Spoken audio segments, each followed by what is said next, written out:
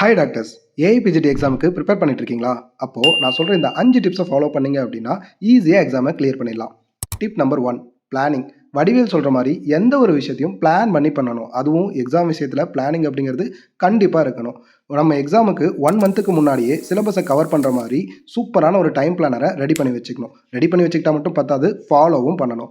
இந்த மாதிரி பண்ணுறப்போ நம்ம ஒரே புக்கை ரொம்ப நாளாக வச்சுட்டு உட்காந்துட்டு இருக்கக்கூடிய அந்த தப்பை நம்மளால் அவாய்ட் பண்ண முடியும். ஸோ ஸ்மார்ட்டான பிளானிங், ஸ்ட்ராங்கான ஸ்டார்டிங்.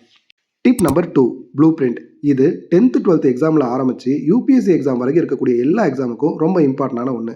ப்ளூ பிரிண்ட் மூலமாக நம்ம எது ரொம்ப இம்பார்ட்டன்ட் சப்ஜெக்ட்டு, ஒரு சப்ஜெக்டில் எது ரொம்ப முக்கியமான டாப்பிக்கு, நம்ம எந்த சப்ஜெக்ட்டுக்கு எவ்வளோ டைம் இன்வெஸ்ட் பண்ணணும் அப்படிங்கிற எல்லா விஷயத்தையும் நம்மளால் தெரிஞ்சுக்க முடியும்.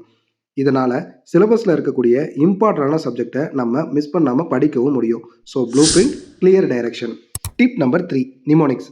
நம்ம எல்லாருக்குமே படிக்கிறது அப்படிங்கிறது கொஞ்சம் கஷ்டமான வேலை தான். ஆனால் அந்த கஷ்டமான வேலையும் ஈஸியாக மாற்றக்கூடியது தான் இந்த நிமோனிக்ஸ். நம்ம ஏஐபிஹெச்டிக்கு படிக்கக்கூடிய எல்லா சப்ஜெக்ட்டுக்கும் கண்டிப்பாக நிமோனிக்ஸ் போட்டு தான் படிக்கணும். எனக்கு நிமோனிக்ஸ்லாம் தேவையில்லப்பா, நான் அப்படியே படிச்சுப்பேன் அப்படின்னு உங்கள் ஃப்ரெண்டு யாராவது சொல்லிட்டு இருந்தால் அவனை தலையிலேயே தட்டி நிமோனிக்ஸ் போட்டு படிக்க சொல்லுங்கள். ஏன்னா நிமோனிக்ஸ் போட்டு படிக்கிறதால நிறைய டீட்டெயிலான பாயிண்ட்ஸை கூட நம்மளால் ஷார்ட்டாக ஞாபகம் வச்சுக்க முடியும்.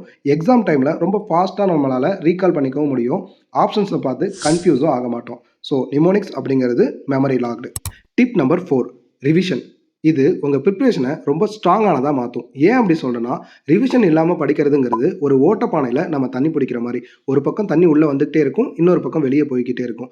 கடைசி வரைக்கும் பானை நிறையாது. இதே மாதிரி தான் ரிவிஷன் இல்லாமல் நம்ம அடுத்தடுத்து நியூ புக்ஸை படிச்சுட்டே போயிட்டே இருக்கும்போது ஆல்ரெடி படித்த பழைய புக்கு நமக்கு மறந்துடும். ஸோ அதனால் நியூ புக்கை ஸ்டார்ட் பண்ணாலும் டெய்லி 1 or 2 hours ஆகுது ஆல்ரெடி படித்த புக்கை நம்ம ரிவைஸ் பண்ணி பார்க்கணும். ஸோ அப்படி நீங்கள் ரிவைஸ் பண்ணும்போது புக்கில் இருக்க அத்தனை பாயிண்ட்ஸும் படிக்காமல் ஆல்ரெடி மார்க் பண்ணி வச்சுருக்க பாயிண்ட்ஸ் ப்ளஸ் நிமோனிக்ஸ் இதை மட்டும் நீங்கள் ரிவைஸ் பண்ணாலே போதும். ஸோ இந்த மாதிரி நீங்கள் ரிவிஷன் பண்ணும்போது உங்களோட மெமரி ஸ்ட்ராங் ஆகும். அதே மாதிரி நீங்கள் எந்த பார்ட்டில் வீக்காக இருக்கீங்க அப்படிங்கிறதும் உங்களால் ஐடென்டிஃபை பண்ண முடியும். So revise daily, retain fully. Tip number 5, test. Practice make a man perfect. எக்ஸாம்ங்கிறதும் ஒரு ஸ்போர்ட்ஸ் மாதிரி தான். எந்த ஒரு ஸ்போர்ட்ஸாக இருந்தாலுமே ப்ராக்டிஸ் ரொம்ப முக்கியம். எக்ஸாம்பிளுக்கு நம்ம கிரிக்கெட்டை எடுத்துக்கலாம். ப்ராக்டிஸே இல்லாமல் ஒருத்தர் டைரெக்டாக போய் பேட்டிங் பண்ண போனால் ஃபஸ்ட்டு பால்லே விக்கெட் ஆகிட்டு வெளியே வந்துடுவார். ஸோ அதே மாதிரி தான் டெஸ்ட்டு எழுதி ப்ராக்டிஸ் பண்ணாமல் டைரெக்டாக ஒரு எக்ஸாம் அட்டன் பண்ணோம் அப்படின்னா எக்ஸாமை எப்படி அப்ரோச் பண்ணுறதுங்கிற ஒரு சிம்பிளான ஸ்ட்ராட்டஜி கூட நமக்கு தெரியாமல் இருக்கும்.